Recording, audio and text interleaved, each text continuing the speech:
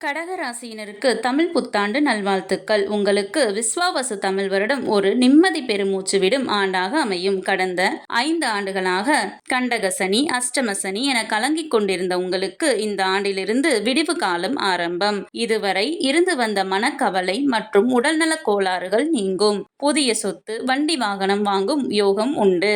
சுப விரயங்கள் ஏற்படும். புதிய முயற்சிகள் வெற்றியை தரும். கடன் பிரச்சனை தீரும். எதிரிகளை வெல்லும் ஆற்றல் உண்டு. தனவரவில் சில தடைகள் ஏற்படும். தந்தையின் உடல் நலத்தில் கவனம் தேவை. தந்தை வழி சொத்து மற்றும் சொந்தங்களால் சில சிக்கல்கள் ஏற்படும் வாய்ப்பு உள்ளது.